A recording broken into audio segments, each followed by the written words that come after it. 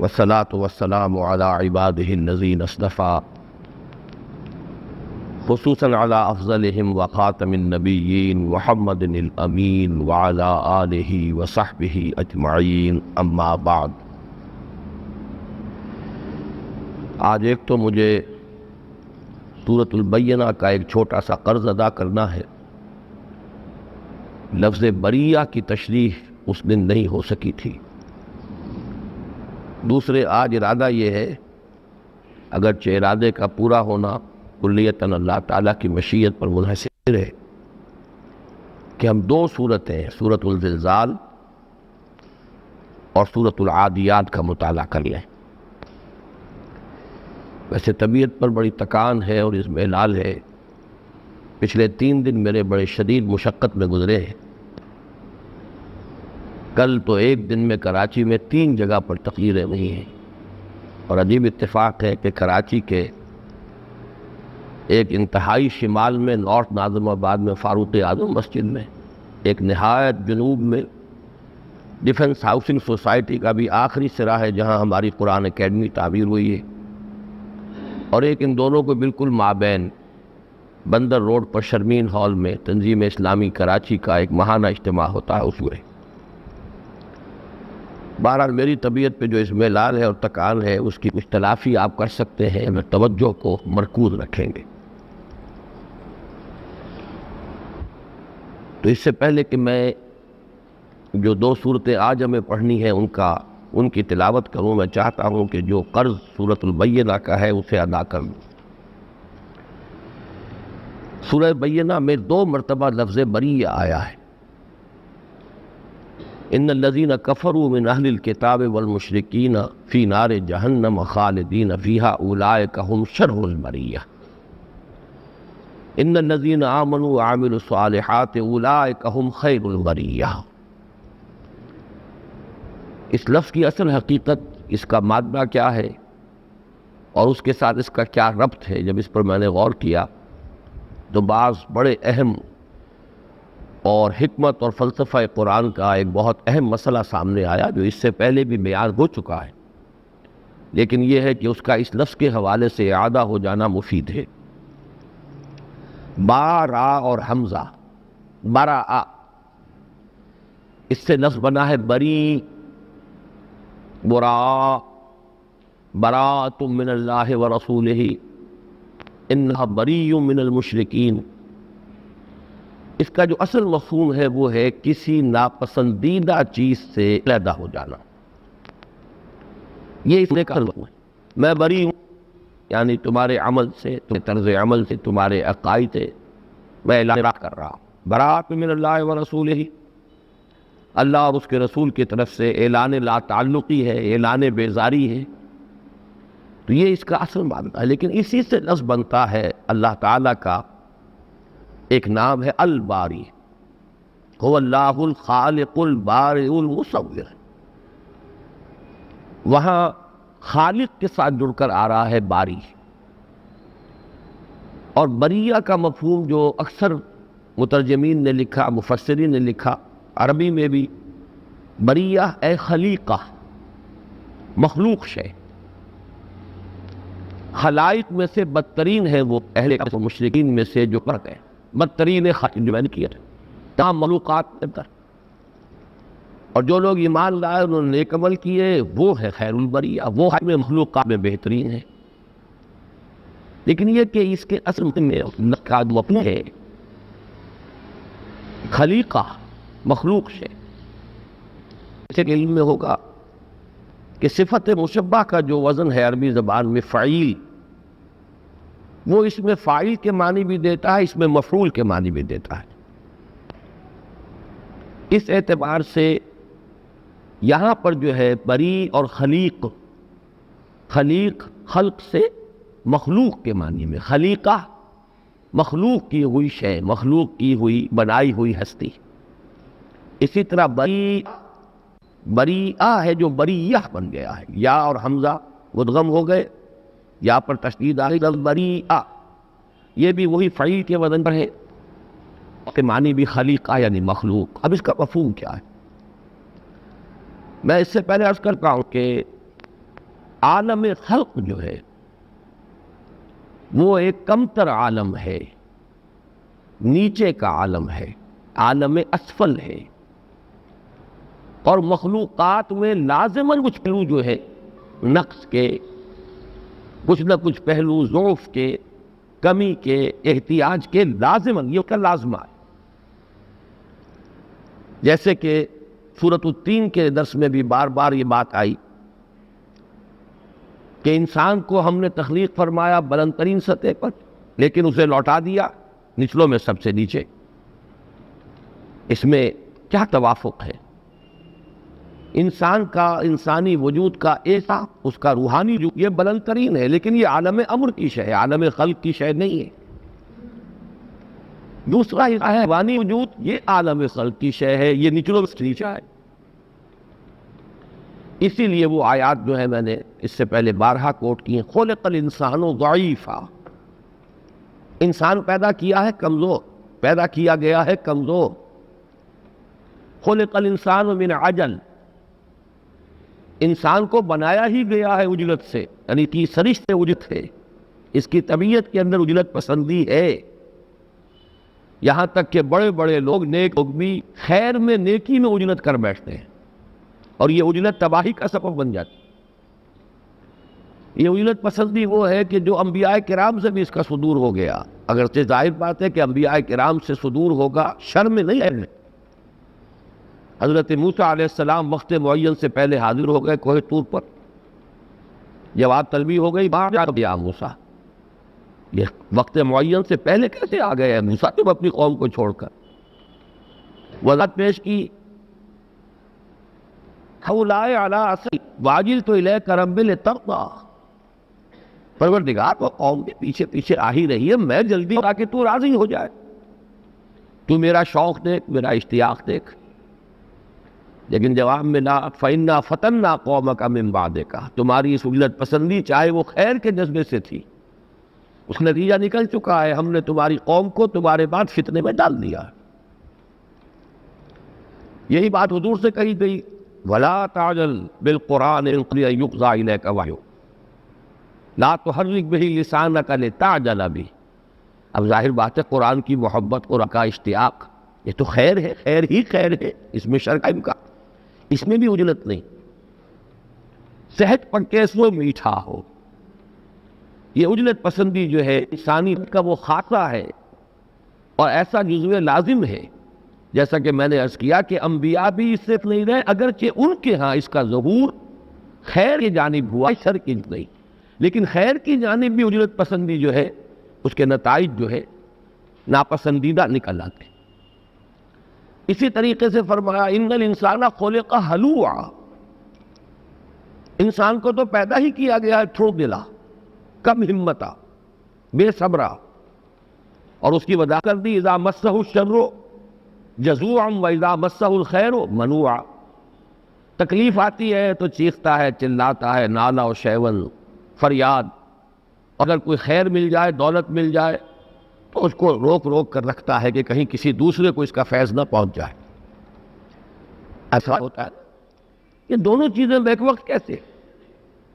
اچھا ان الانسان کان ظلوما جہولا، سورہ احزاب میں ظلوم بھی ہے، جہول بھی ہے، تو ظلوم اور جہول اور حلوع اور منوع اور جزوع اور خلق الانسان من عجل، عجلت پسند، کمزور، یہ سب کیا ہے؟ یہ در حقیقت انسان کا وہ وجود ہے کہ جو حیوانی وجود ہے، خاکی الاصل، یہ ہے عالم خلق سے، وہ دوسرا پہلو عالم امر سے۔ اس اعتبار سے گویا کہ کسی کمتر شے کا جب اظہار ہو رہا ہے، پستر شے کا اظہار ہو رہا ہے، اس کے لیے لفظ وہی برآ، ناپسندیدہ چیز سے علیحدہ ہو جانا۔ یہ چیز جو ہے چونکہ اپنی خلقت کے اعتبار سے یہ مخلوقات ہیں، یہ پستی کے مئی ہیں، ان کی توجہ عالم اسفل کی طرف ہے، یہ عجلت پسند ہے، اس اعتبار سے برآ کا مادہ جو ہے وہاں سے یہ لفظ آیا بریہ۔ ان کمتر لوگوں میں بہترین کون ہے؟ ان الذین آمنوا وعملوا الصالحات اولئک هم خیر البریہ۔ یہ اگر ایک چڑھائی ہے فکری، نظری، علمی، حقائق کو پہچان لیا، ایمان کی دولت حاصل ہو گئی، معرفت رب، آخرت کی پہچان، وہی کی شناخت، وہی پر یقین، پھر عمل صالح اگر ہو گیا، یہ خیر البریہ۔ اور جو رہ گئے کفر اور شرک کے اندر مبتلا رہ گئے، ضد اور ہٹ درمی میں مبتلا رہ گئے، مال کی محبت میں گرفتار رہ گئے، حب الشہوات سے اوپر اٹھ نہیں سکتے، اولئک ہم شر البریہ، یہ ان بروں میں سب سے برے۔ یہ ہے در حقیقت اس لفظ بریہ کی اس کا اصل مادہ، اور یہ عالم خلق کے ساتھ اس کا ایک گہرا رشتہ، جو پھر جیسا کہ میں نے عرض کیا قرآن کی جو حکمت اور فلسفے کا اہم اصول ہے، عالم خلق اور عالم امر، اور ان کے مابین زمین و آسمان کا فرق، اسی کی طرف اس لفظ سے بھی اشارہ ہوا ہے۔ اب دیکھیے سورۃ التین سے کتنی مناسبت ہو گئی۔ سورۃ التین میں بھی تو یہی ہے، لَقَدْ خَلَقْنَا الْإِنسَانَ فِي أَحْسَنِ تَقْوِيمٍ ثُمَّ رَدَدْنَاهُ أَسْفَلَ سَافِلِينَ إِلَّا الَّذِينَ آمَنُوا وَعَمِلُوا الصَّالِحَاتِ فَلَهُمْ أَجْرٌ غَيْرُ مَمْنُونٍ۔ تو مضمون تو ایک ہی ہے، پیرائے مختلف ہے، اندازہ بیان مختلف ہے، پھر یہ کہ کانٹیکسٹ جدا ہوتے ہیں، سیاق و سباق جدا ہے، کہیں وہ مضمون کسی سیاق میں آ گیا ہے، کہیں کسی اور سلسلے میں آ گیا ہے، اس پر غور کرنے سے اس کے بہت سے پہلو جو ہیں، جو پہلے نہیں واضح ہوئے تھے، اجاگر ہو جاتے ہیں۔ بہرحال یہ تو تھا قرض سورۃ البینہ کا۔ اب آئیے ہم تلاوت کر رہے ہیں سورۃ العادیات کی۔ اعوذ باللہ من الشیطان الرجیم، بسم اللہ الرحمن الرحیم۔ اذا زلزلت الارض زلزالها واخرجت الارض اثقالها وقال الانسان ما لها يومئذ تحدث اخبارها بان ربك اوحى لها يومئذ يصدر الناس اشتاتا ليروا اعمالهم فمن يعمل مثقال ذرة خيرا يره ومن يعمل مثقال ذرة شرا يره۔ بسم اللہ الرحمن الرحیم، سورۃ العادیات۔ والعادیات ضبحا فالموریات قدحا فالمغیرات صبحا فأثرن به نقعا فوسطن به جمعا ان الانسان لربه لکنود وانه على ذلك لشهید وانه لحب الخير لشدید افلا يعلم اذا بعثر ما في القبور وحصل ما في الصدور ان ربهم بهم یومئذ لخبیر۔ صدق اللہ العظیم۔ بہت مرتبہ تذکرہ ہو چکا، اب تو غالباً ہم آخری 4 سورے پر پہنچ چکے ہیں۔ قرآن حکیم کے آخری پارے میں 4 سورتوں کے یہ چھوٹے گروپ ہیں، سب گروپ 5 ہے تعداد میں، جن کو میں نے 4 سوروں کا عنوان دیا۔ اول و آخر جو 4 سورہ ہے، یہ آخری 4 سورہ ہے اس کا، جو سورۃ الزلزال، سورۃ العادیات، سورۃ القارعہ اور سورۃ التکاثر مشتمل۔ پہلا تھا سورۃ التکویر، سورۃ الانفطار، سورۃ المطففین اور سورۃ الانشقاق۔ پہلے اور آخرے کے بارے میں عرض کر چکا ہوں کہ یہ انذار آخرت کے 4 سورے، ان کا مضمون ہی خالصتاً انذار آخرت۔ درمیان میں ایک حکمت اور دعوت کا 4 سورہ آیا۔ ایک 4 سورہ نور و ظلمت، سورۃ الشمس، سورۃ اللیل، سورۃ الضحیٰ، سورۃ الانشراح، یہ مرکزی۔ پھر ایک سورہ وہ نبوت و رسالت، سورۃ التین، سورۃ العلق، سورۃ القدر، سورۃ البینہ۔ یہ 4 سورہ کا میں نے اس سے پہلے بھی عرض کیا ہے کہ اس کا جو خاص پہلو ہے وہ یہ ہے کہ 2 سورتوں کے 2 جوڑوں پر مشتمل ہوتا ہے، لیکن مضمون کی اصل مشابہت اور مماثلت جو ہے وہ اس جوڑے کی 2 سورتوں کی بجائے اس پورے 4 سورے کو سامنے رکھے تو زیادہ اجاگر ہو کر آتی ہے، زیادہ نمایاں ہوتی ہے۔ اس کی بڑی نمایاں مثال یہاں آ رہی ہے۔ اس میں پہلی اور تیسری سورت، سورۃ الزلزال اور سورۃ القارعہ، یہ نہایت مشابہ ہے، مماثل ہے۔ ان میں صرف انذار قیامت کا مضمون ہے اور کچھ ہے ہی نہیں، کوئی اور علمی مسئلہ، کوئی علم و حکمت کا مسئلہ، کوئی اور بات، ایک ہی بات کہی گئی ہے۔ سورۃ الزلزال میں بھی، سورۃ القارعہ میں بھی۔ لہذا مضمون بھی سادہ ہے، کوئی اشکال بھی نہیں، نہ لغوی اشکالات ہے، نہ ہی کوئی منطقی یا نحوی اشکالات ہے، نہ کوئی فلسفیانہ جو ہے مسائل ہے۔ سیدھی سیدھی بات، آخرت کا خوف دلانا، بعث بعد الموت، حساب کتاب، جزا و سزا۔ جو خطبہ نبوی کے حوالے سے بارہا میں نے آپ کو سنائے الفاظ، واللہ لتموتن کما تنامون ثم لتبعثن کما تستيقظون ثم لتحسبن بما تعملون ثم لتجزون بالاحسان احسانا وبالسوء سوءا وانها لجنۃ ابدا اور لنار ابدا۔ تو پہلی اور تیسری صورتیں مشابہ ہیں۔ اصل میں اگر کہا جائے نسبت زوجیت ان کے مابین، اور دوسری اور چوتھی صورتیں نہایت مشابہ ہیں، ان میں حکمت کے گہرے مضامین، اگرچہ اصل عمود وہی ہے، انذار قیامت، انذار آخرت، لیکن یہاں انسانی نفسیات اور انسان کی باطنی کیفیات کے حوالے سے بات آئی۔ انسان کا ناشکرا پن، تقابل تو کرے انسان اپنا، حیوانات سے تقابل کرے جن سے یہ اپنے آپ کو افضل سمجھتا ہے، ان میں کتنی وفاداری ہوتی ہے اپنے آقا کے لیے، اپنے مالک کے لیے۔ کس طریقے سے گھوڑا جو ہے وہ اپنے آقا کے ذرا سے اشارے کے اوپر خطرات کے اندر کود پڑتا ہے، گھس جاتا ہے، حالانکہ اسے معلوم ہے کہ آگے نیزے ہیں اور آگے تلواریں ہیں اور تیروں کی بوچھار آ رہی، لیکن مالک پیٹھ پر بیٹھا ہوا ہے، اس نے جو اشارہ کر دیا ہے، اس کی ایڑی کی ذرا سی حرکت جو ہے وہ اسے ہر طرح کا رسک لینے کے لیے آمادہ کر دے۔ ذرا تقابل کرے انسان اپنا۔ اسی طریقے سے انسان کی بربادی اور تباہی کا اصل سبب کیا ہے؟ تکاثر۔ اس کی غفلت کا اصل سبب کیا ہے؟ الہاکم التکاثر۔ اب یہ ہے نفسیاتی کیفیات، باطنی کیفیات، ان کے حوالے سے انذار آخرت۔ یہ ہے اس چہار سورہ کی سورہ نمبر 2 اور سورہ نمبر 4 کا، اور ان میں مشابہت ہے، ان میں مماثلت ہے، جبکہ سورہ نمبر 1، سورہ نمبر 3 یہ محض انذار آخرت، انذار قیامت پر مشتمل ہے۔ ایک سطحی سی بات ہے، اگرچہ اس 4 سورے میں 2 صورتیں ہیں 8 آیات پر مشتمل، اور 2 صورتیں ہیں 11 آیات پر مشتمل، گویا کہ جوڑے کی مجموعی تعداد آیات کی 19 بنتی ہے پہلے جوڑے کی بھی، اور 19 ہی بنتی ہے دوسرے جوڑے کی بھی، اس میں ایک توازن بھی ہے۔ اب آئیے سورۃ الزلزال، جیسا کہ میں نے عرض کیا اس میں کوئی اشکال والا مضمون ہے ہی نہیں، یہ تو قرب و مضمون ہے کہ جو ہر صفحے پر موجود ہے۔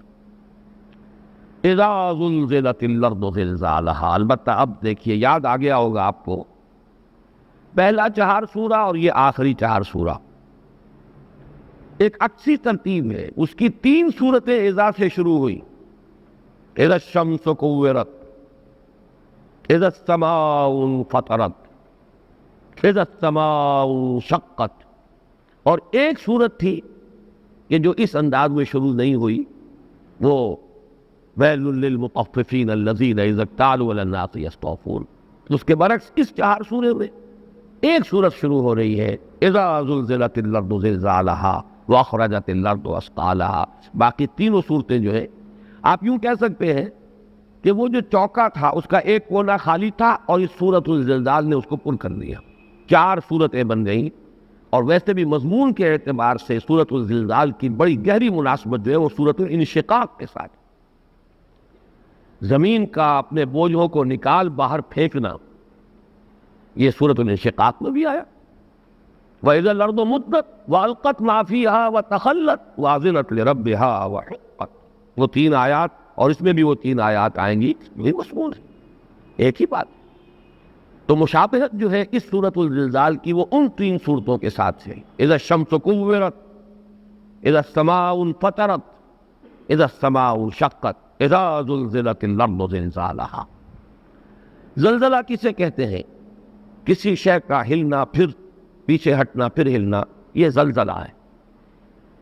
یہ جو 4 حرفی جو بنتے ہیں مادے، ان میں یہ کیفیت ہوتی، تسلسل، سلسلہ کے اندر بھی ایک کیفیت ہے اسی طرح کی۔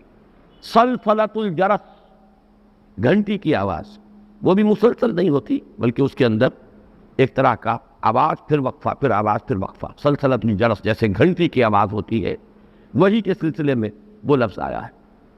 تو جب کہ زمین ہلا ماری جائے گی جیسے کہ اس کے ہلائے جانے کا حق ہے. ایک نقطہ یہاں نوٹ کر لیجئے، اصل میں وہ میرے لیے میں تمہید تیار کر رہا ہوں اپنی ایک رائے جو بعد میں ظاہر ہوگی. جتنی مرتبہ اذا آیا ہے یہ فعل ماضی کے کسی فعل کے اظہار کے لیے نہیں آیا، مستقبل کے لیے آیا. اذا الشمس کورت، جب سورج کی دھوپ لپیٹ دی جائے گی، جی یہ مستقبل کا معاملہ ہے. اذا السماء انفطرت، جب کہ آسمان پھٹ جائے گا. گا اذا السماء انشقت، جب آسمان شق ہو جائے گا. اذا زلزلت الارض زلزالہا، جب کہ ہلا ماری جائے گی زمین جیسے کہ اس کا ہلایا جانے کا حق ہے. اس میں یہ زلزال کا لفظ آیا ہے، اس کو کہتے ہیں مفعول مطلق. اور مفعول مطلق کا فائدہ یہ ہوتا ہے کہ کوئی کام جو کیا گیا اس کو استعارہ نہ سمجھو، وہ جیسے کیا گیا جیسے کہ اس کے کرنے کا حق ہے. ضربتہ ضربا، میں نے اسے مارا جیسے مارا جاتا ہے، یہ نہ سمجھو کہ ایسے ہی کوئی زبانی مار ماری ہے، حقیقی مار ماری ہے. ضربتہ ضربا. تو اذا زلزلت الارض زلزالا، جبکہ زمین ہلائی جائے گی جیسے کہ ہلائے جانے کا حق ہے. اس میں مزید جو تاکید کا رنگ پیدا کیا وہ ہا، زلزالہ ہا، یعنی یہ کہ ایک ہے کسی چھوٹی چیز کا ہلا دینا، ایک ہے زمین جیسی بڑی شے کو، پورے کی پوری سموتی زمین کو ہلانا. تو زلزالہا اذا زلزلت الارض زلزالہا، جبکہ زمین جھنجھوڑی جائے گی، ہلا ماری جائے گی جیسے کہ اس کے ہلائے جانے کا حق ہے. یہ ہا کا جو یہاں پہ آیا ہے اس کی ضمیر، اس کو صرف یہ نہ سمجھیے کہ یہ یقیناً جو فواصل اور قوافی ہے ان آیات کے ان سے بھی ان کی مناسبت ہو گئی. تمام آیات ہا پر ختم ہو رہی ہیں، کم سے کم یہ کہ 5 آیات. لیکن یہ کہ اس کے علاوہ اس کے اندر مضمون کی شدت پیدا ہوئی. اب اس زلزلے سے مراد کون سا زلزلہ ہے؟ جیسے کہ نفخے کے بارے میں آ چکا ہے، نفخہ سور کم سے کم 2 مرتبہ تو ثابت ہے. ایک رائے یہ ہے کہ 3 مرتبہ سور میں پھونکا جائے گا. نفخہ اول جو ہے وہ نفخہ ہے زلزلہ، یہ نفخہ صاع کہلاتا ہے.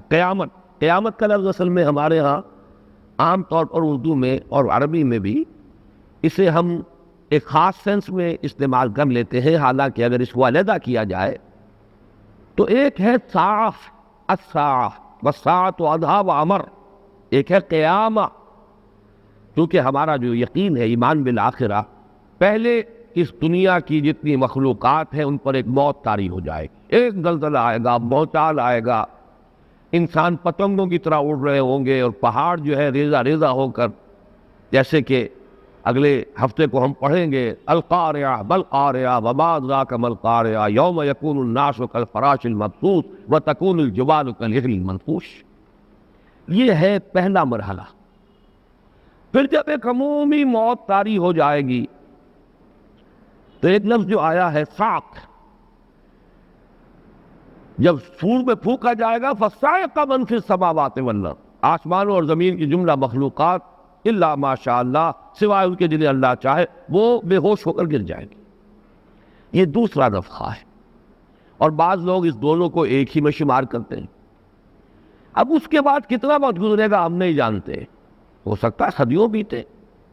پھر جب اٹھایا جائے گا فَإِذَا هُمْ قِيَامٌ يَنظُرُونَ، بعد بعد الموت کا جب مرحلہ آئے گا، یہ ہے قیامت.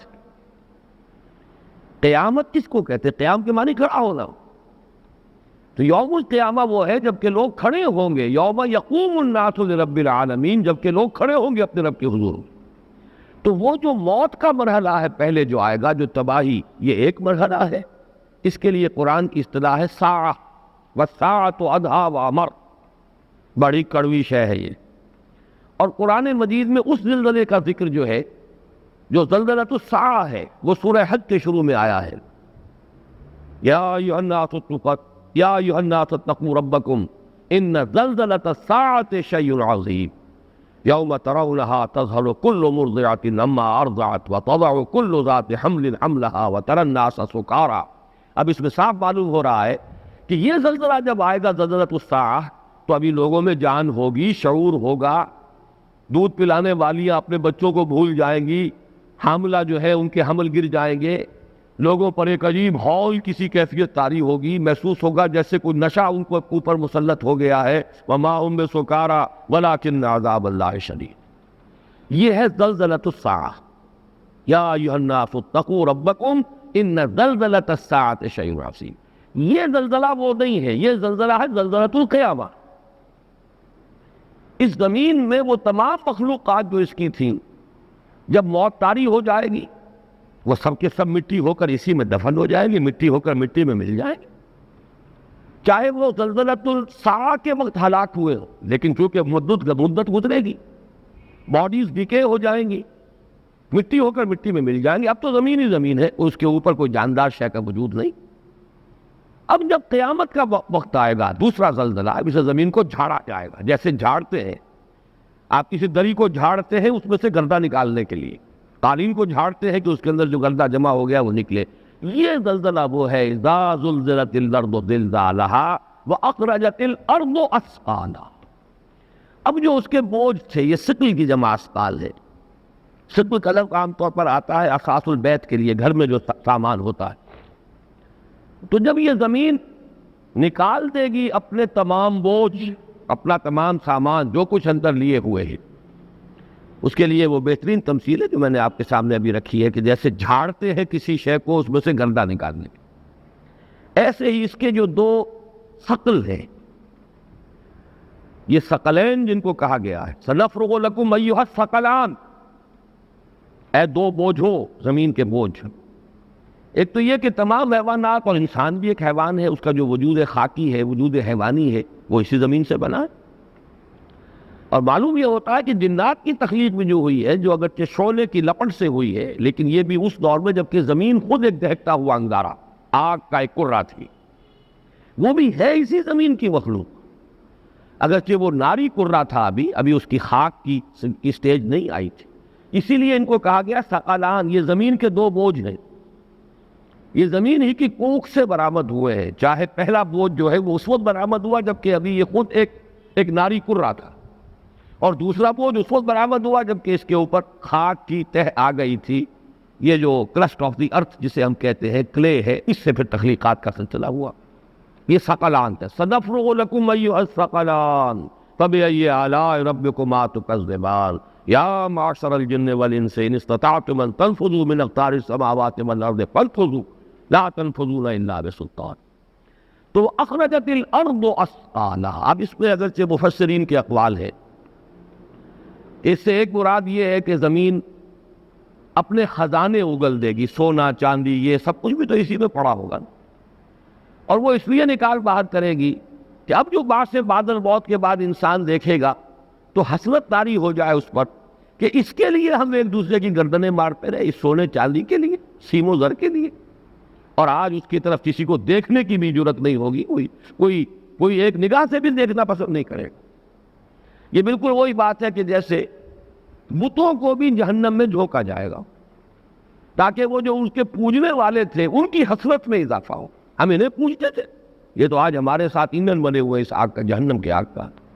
اسی لیے کہا گیا ہے کہ اس کا ایندھن ہوں گے انسان اور پتھر، فاتقوا النار التی وقودها الناس والحجارہ، تاکہ حسرت میں اضافہ ہو۔ تو ایک قول یہ بھی ہے، وہ میں نے عرض کر دیا آپ سے، لیکن یہ کہ اصلاً یہاں مراد جو ہے وہی ثقلان در حقیقت، اور ان میں جو ہم سے خطاب ہے تو گویا کہ تمام انسان کے جو زمین کے اندر اس وقت دفن ہوں گے، زمین ہی کی کوکھ سے پیدا ہوئے تھے، زمین ہی میں دفن ہو چکے ہوں گے، اب زمین کو جھاڑا جائے گا اور اس میں سے وہ چیزیں نکال لی جائیں گی۔ وَأَخْرَجَتِ الْأَرْضُ أَثْقَالَهَا، اور نکال دے گی زمین اپنے سارے بوجھ، اپنے حمل۔ یہ بات جیسا کہ میں عرض کر چکا ہوں سورۃ الانشقاق کے بہت قریب ہے۔ اذا السماء انشقت واذنت لربها وحقت واذا الارض مدت والقت ما فيها وتخلت واذنت لربها وحقت، جب زمین کو کھینچا جائے گا، اور اس کے کھینچنے سے، دیکھیں جھاڑنے کے لیے بھی کھینچا جاتا ہے، تان کر ہی کسی شے کو جو ہے اس میں سے گردہ جھاڑا جاتا ہے، جب اسے کھینچا جائے گا اس کے اندر جتنے بوجھ ہیں وہ سب نکال کر باہر پھینک دے گی، خالی ہو جائے۔ وقال الانسان ما لها، اور کہے گا انسان. اب یہ معلوم ہوتا ہے بعد سے بعد الموت کا مرحلہ ہے، جبکہ اب شعور بھی ہو گیا انسان. جیسے کہ دوسرے مقامات پر ہے من بعثنا من مرقدنا، کس نے ہمیں دوبارہ اٹھا دیا اپنی قبروں سے. وہ تو اٹھتے ہی ہوش آئے گا لوگوں کو، پھر وہ چیتیں گے او ہو یہ وہ دن آ گیا جس کی خبر ہمیں دی جاتی تھی، ہم مذاق اڑاتے تھے. یہ تو وہ یوم الحساب آ گیا. ہائے ہماری شامت، ہم نے تو اسے ڈھکوستا سمجھا تھا، ہم نے تو اسے خامخواہ کا ایک دھوس سے تعبیر کیا تھا، لیکن وہ تو حقیقت بن گیا. وقال الانسان ما لها، کہے گا انسان اسے کیا ہوا ہے زمین. یومئذ تحدث اخبارها، اس دن زمین اپنی ساری خبریں بیان کرے گی. تحدث اخبارها، خود اپنی خبریں، اپنے حالات. اس میں متعدد روایات مفسرین نے نقل کی ہے، ان کو آپ مختلف حواشی میں بھی دیکھ سکتے ہیں، وہ زیادہ تفصیل میں بیان کرنے کی ضرورت نہیں. جو کچھ زمین پر ہوا ہے ظاہر بات ہے اس کے اثرات یہی مرتسم ہے.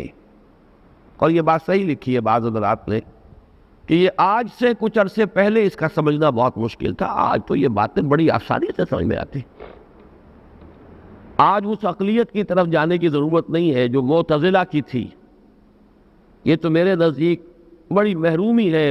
جو عقلیت جدیدہ ہے اس کے جو گزیدہ لوگ ہیں، جیسے مار گزیدہ ہوتا ہے سانپ ڈسلے، ایسے ہی عقلیت جدیدہ جو ہے سائنٹیفک ریشنلزم، اس میں بھی کچھ لوگوں کو ڈس لیا ہے.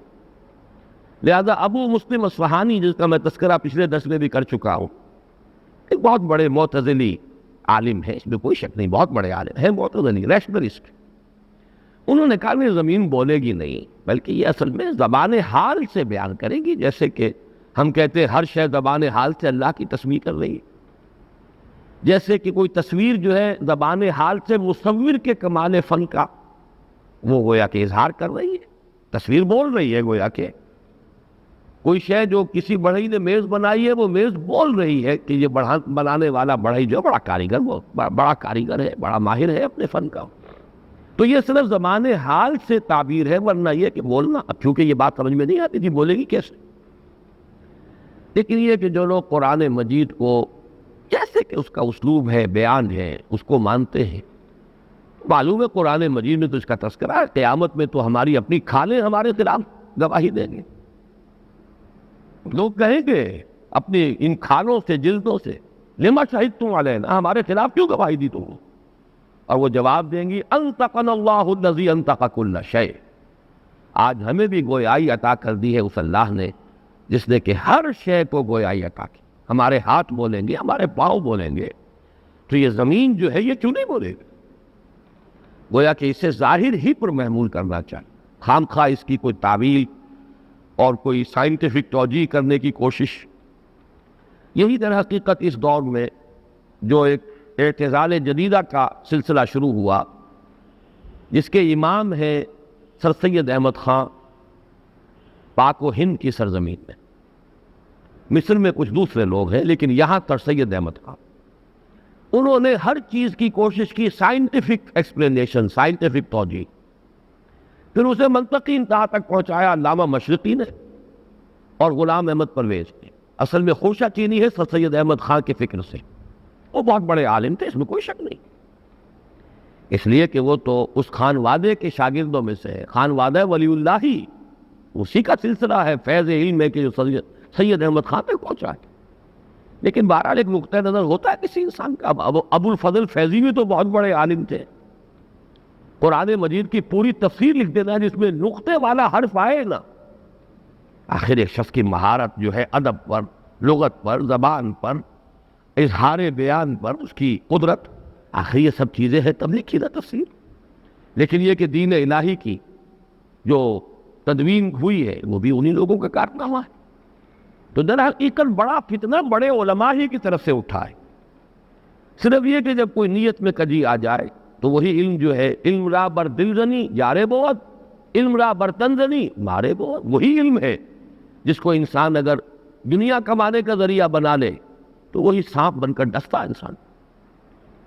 تو سر سید احمد خان اگرچہ قوم کے بڑے مخلص تھے، مسلمانوں سے ان کا خلوص، اس میں میرے نزدیک کوئی شک و شبہ نہیں، مسلمانان ہند کے ساتھ ان کا خلوص و اخلاص خیر خواہ، لیکن یہ کہ دین کے معاملے میں وہ بڑی ٹیڑھی راہ جو ہے ڈال گئے، اور جو شخصیتیں ہوتی ہیں ذرا زوردار، وہ اچھے اچھوں پر اثر انداز ہو جاتی۔ ہمارے اپنے زمانے میں ڈاکٹر خلیفہ عبد الحکیم بڑی زوردار شخصیت ہے۔ یہ جو بھی کچھ ثقافت اسلامیہ کا جو بھی فکر، ایک خاص فکر پھیلا ہے ہمارے ہاں، وہ سب در حقیقت ان کی ذات سے شروع ہوا۔ جو علماء بھی وہاں آئے وہ بھی کچھ نہ کچھ، کوئی کم کوئی زیادہ، کم و بیش ان کے رنگ میں لگے گئے۔ سر سید کے ہاں بھی جو علماء آئے، ظاہر بات ہے علی گڑھ کالج میں، علی گڑھ یونیورسٹی میں بڑے بڑے علماء کو بھی جمع کیا، لیکن ان پر بھی رنگ چڑھا ہے سر سید احمد خان کا۔ یہ میں جان بوجھ کر یہ بات کہہ رہا ہوں اس لیے کہ یہ چیز در حقیقت آگے چل کر سورۃ الفیل کا جو درس ہوگا اس میں یہ ایک بہت اہم بحث ہے، اس کی تمہیدی بحث۔ اس کی ایک مثال یہ ہے کہ یومئذ تحدث اخبارہا، اس کی تعبیر ابو مسلم اصفہانی کر رہے ہیں کہ زبان حال سے زمین کہے گی کہ میں بھی تھی کبھی اور مجھ پر بھی آبادی تھی کبھی۔ یہ اس کی کیفیت کی تعبیر ہے، اس کا باقاعدہ تکلم نہیں، جبکہ جمہور علماء، جمہور مفسرین متفق ہے کہ وہ بولے گی۔ باقی یہ کہ اس کا سمجھ میں آ جاتا ہے انسان کی آج بولنا۔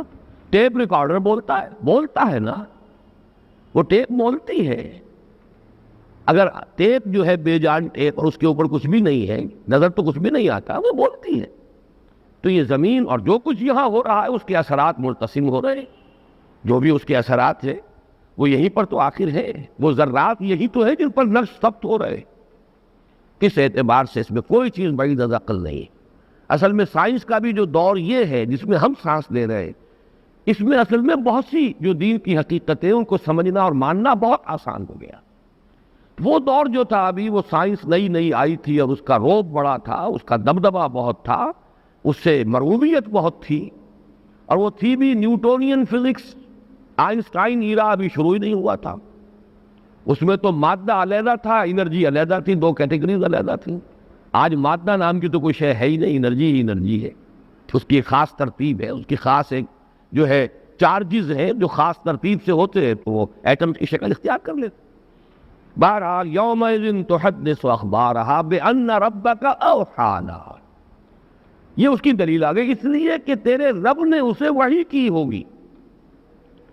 اللہ نے جب کہا کہ ہر آسمان پر اس کی وحی کی ہوئی ہے، ہر آسمان کے ذمے کوئی کام ہے، ہر آسمان پہ اس نے وحی کی ہے، وہ چرندوں کو پرندوں کو وحی کرتا ہے، اس کی وحی جو ہے وہ شہد کی مکھی کو ہوئی ہے، اوحی ربک الی النحل۔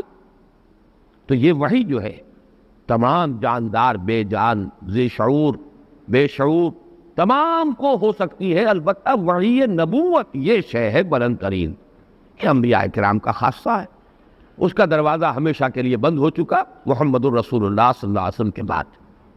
بِأَنَّ رَبَّكَ أَوْحَىٰ لَهَا يَوْمَئِذٍ يَصْدُرُ النَّاسُ أَشْتَاتًا لِيُرَوْا أَعْمَالَهُمْ، اس دن لوگ نکلیں گے۔ یہ صدر جو ہے اس کے معنی اگرچہ بہت سے مفہوم اس کے آتے ہیں، لیکن کسی شے سے صادر ہونا، صدور ہونا، کسی شے سے نکلنا، اسی لیے مصدر سے اصل میں الفاظ بنتے چلے جاتے ہیں۔ مصدر ہے تمام ان الفاظ کا منبع اور سرچشمہ۔ اس اعتبار سے نکلیں گے لوگ، یومئذ یصدر الناس اشتاتا، اشتات جمع شتن کی علیحدہ علیحدہ، یہ جمع کے مقابلے میں ہے، جمعیت کے طور پر نہیں آئیں گے لوگ، ایک ایک کر کے آئیں گے۔ یہ بہت اہم نکتہ ہے کہ قیامت کی جو مسئولیت ہے، جو محاسبہ ہے، وہ انفرادی ہے، خالص انفرادی، وہ اجتماعی نہیں۔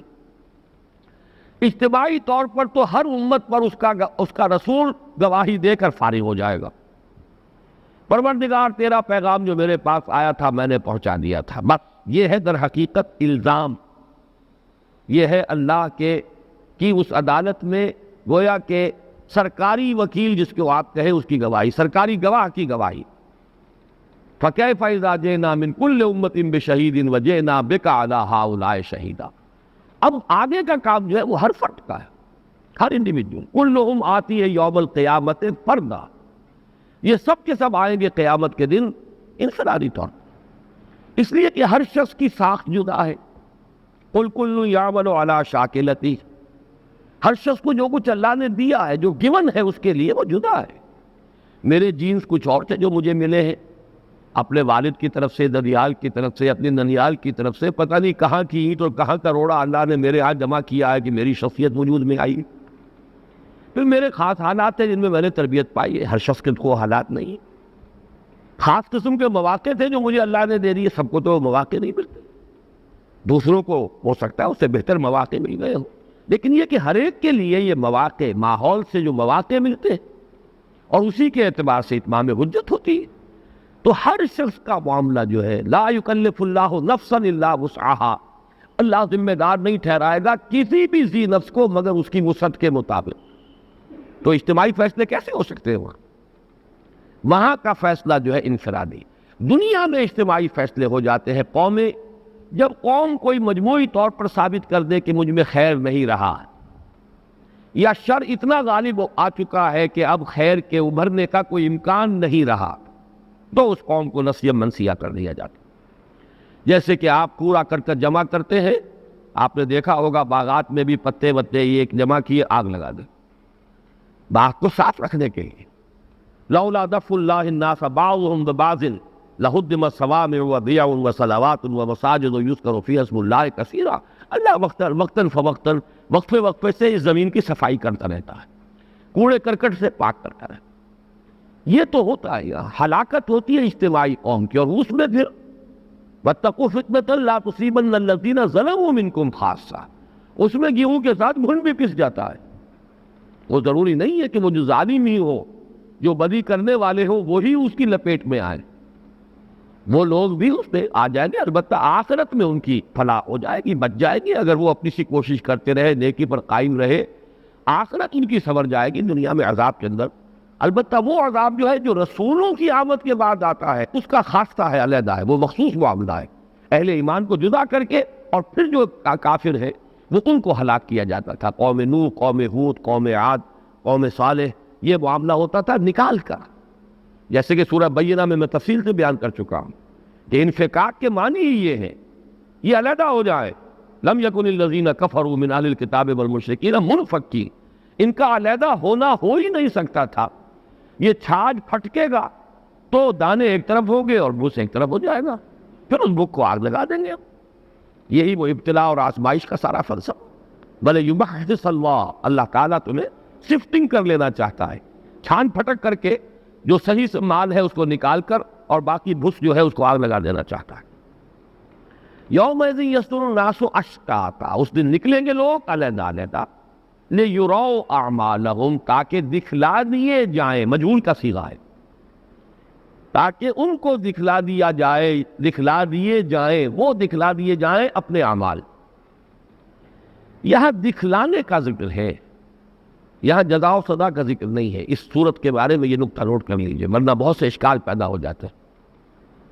ہر انسان کو دکھا دیا جائے گا، اگرچہ اس میں یہ بھی ہوگا کہ بہت سی برائیاں اگر ہم نے کی ہے تو بہت سی نیکیوں سے ان کا ازالہ ہو جائے، ڈیبٹ کریڈٹ ہو جائے، لیکن ایک دفعہ جو آئے گا نقشہ پورا، وہ تو یہ ہے کہ آپ کا بینک اکاؤنٹ بھی آتا ہے تو ایک پیسہ بھی آپ نے اس میں سے ڈرا کیا تو وہ تو درج ہوگا، بیلنس جو نکلے گا وہ دیکھا جائے گا کہ آپ کے خلاف ہے یا آپ کے حق میں ہے، کریڈٹ ہے یا ڈیبٹ ہے۔ لیکن یہ ہے کہ وہ ساری انٹریز تو ہوں گی، کوئی عمل بھی اس اعتبار سے غائب نہیں ہوگا، ہر انسان کے سامنے آ جائے۔ یہی وہ بات ہے کہ جو کہی گئی سورہ کہف میں، پکار اٹھیں گے لوگ، ما لہذا الکتاب لا یغادر صغیرۃ ولا کبیرۃ الا احصاها ووجدوا ما عملوا حاضرا۔ یہ کیسا عمل نامہ ہے، اس نے تو نہ بڑی چیزوں کو چھوڑا نہ چھوٹیوں کو چھوڑا، مائنیوٹس ڈیٹیلز بھی omit نہیں کی ہے، ان کا سب کا احاطہ کیا ہوا، احصاء کیا ہوا، گنتی کر کر کے رکھا ہوا ہر شے کو، اور وہ پائیں گے جو کچھ بھی عمل انہوں نے کیا ہوگا موجود، وَعَمِلُوا وَوَجَدُوا مَا عَمِلُوا حَاضِرٍ۔ تو یہ در حقیقت اس آیت کے ذیل میں اس کی شرح ہے یہ، فَمَنْ يَعْمَلْ مِثْقَالَ ذَرَّةٍ خَيْرًا يَرَهُ۔ تو جو کوئی عمل کرے گا یا عمل کر رہا ہے، یا عمل، یہ چونکہ جزا اور شرط جزا ہے،